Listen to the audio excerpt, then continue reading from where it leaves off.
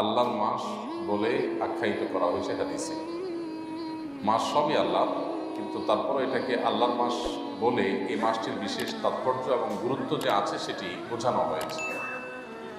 সন্তান সবই বাবা মায়ের, এরপরও কোনো সন্তানকে বিশেষ আদর করে বিশেষ যত্ন করে বলে তুমি আমার সন্তান, এটা আমার ছেলে।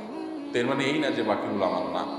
তো মহরম মাসের মর্যাদা এটি তো প্রথমত এই কারণে যে এটিকে আল্লাহর মাস বা শাহরুল্লাহ বলা হয়েছে, আর দ্বিতীয়ত এটির মর্যাদার কারণ হলো যে সম্মানিত যে 4টি মাস আছে, জিলহজ, মুহররম আর রজব, এই 4টি মাসের মধ্যে আবার সবচেয়ে সেরা এবং সবচেয়ে বেশি মর্যাদার মাস হলো এই মুহররম মাসটি। এই জন্য এই মাসের নামের অর্থের মধ্যেই মর্যাদার ইঙ্গিত রয়েছে। মুহররম শব্দের অর্থই হলো সম্মানিত, মর্যাদাপূর্ণ।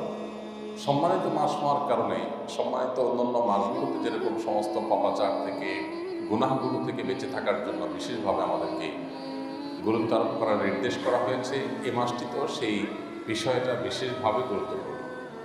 এর পাশাপাশি মুহররম মাসের একটা স্পেশাল আমল আছে, প্রতি বছরই আমরা আপনাদের স্মরণ করাই থাকি। তা হলো যে নবী করিম সাল্লাল্লাহু আলাইহি ওয়াসাল্লামের যে হাদিসটি আমরা পাঠ করেছি, সেখানে তিনি বলেছেন রমজানের পরে আল্লাহর কাছে সবচেয়ে শ্রেষ্ঠ রোজা হলো মুহররম মাসের রোজা। তো এই জন্য এই মাসটি নফল রোজার জন্য আদর্শ একটি মাস। নফল রোজার জন্য আরেকটি আদর্শ মাস হলো শাবান মাস।